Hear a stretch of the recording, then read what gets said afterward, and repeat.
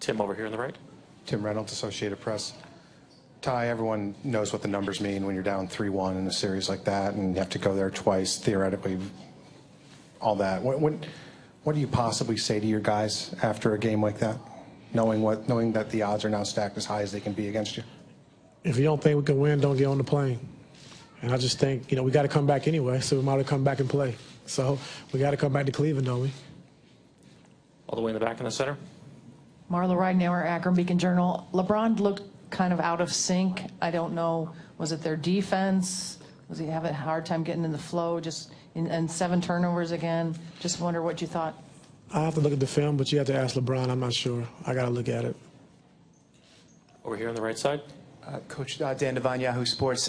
Early in the fourth quarter, you have a real rough patch. It was the Warriors going a 12-1 run. What were you seeing from your team during that stretch? They missed 6 straight shots, a couple turnovers. And as a follow-up to that, the fatigue, how much did that play a factor in the fourth quarter? You had major minutes for LeBron and for Kyrie and for JR.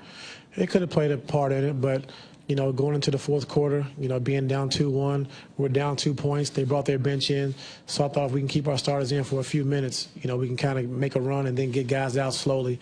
But they were able to go on the run, so it hurt us. But I went with my best players, in the fourth quarter, down 2-1, and it didn't work. Ramona on the left. Ty, Ramona Shelburne, ESPN. LeBron played 45 minutes. Have you guys discussed how many minutes he's playing and how many he thinks he can play effectively? No. Do you think it's something that you need to discuss with him? Is he able to play that many minutes and still be effective at the end of the game? Well, when it's time to win and you're the NBA Finals, you got to play as many minutes as you need to. So if you got to play 96 minutes, you got to play 96 minutes. We're trying to win. We're in the Finals. And he could have got tired and it could have been fatigue, but, in the NBA Finals, you got to lay it all on the line. And in 9 days, you can rest all summer. Dave in the front. Dave Benjamin, ESPN. Tyronn, you spoke about how you were pleased at Game 3 with the way your team brought fight and brought physicality. How do you feel like that was a factor on both sides in tonight's game? Did you feel like it might have gotten out of hand at any point? I thought we competed. I thought we played hard. Some defensive breakdowns, giving Steph and Clay some open shots. And this is the first series where the first game where they really gotten going tonight. And it was hard to stop them. But, I thought we played hard. I thought we competed. I just thought we made some defensive mistakes that cost us. And every time we made a mistake, they made us pay. Joe towards the center. Joe Varden, Cleveland.com. Ty, I know sometimes after games you see clips right away. Did you see this clip where Draymond apparently punched LeBron in the groin? I swear I didn't see it, no. Okay. Did he do it? I'm looking at my phone. I think everybody can look for themselves, but it's one to watch. But in general, we've talked, we've talked all year, or at least all playoffs, about how LeBron is officiated. He had a couple more tonight where he got to the rim and thought he got fouled. Just, I guess, without watching the film, what did you see there? He never gets calls. He attacks. He's one of the most. Outside of Russell Westbrook, he's one of the guys who attacks the paint every single play, and he doesn't, get a fair whistle all the time because of his strength and because of his power, and guys bounce off of him. But, those are still fouls, and, we wasn't able to get them, but we got to play through the officiating.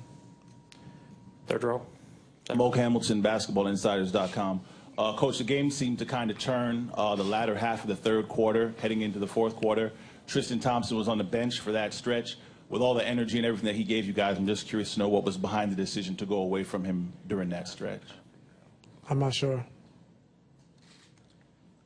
Would you make that same decision again? I got to watch the film. I'm not sure. I'm not sure the flow of the game, what happened. I'll watch it, and I'll let you know. Any other questions for Coach? Last one here on the right. Tyronn, Kenny Arota, WHBC Radio. Second half, you're outscored 58-42. You're up 5 at halftime.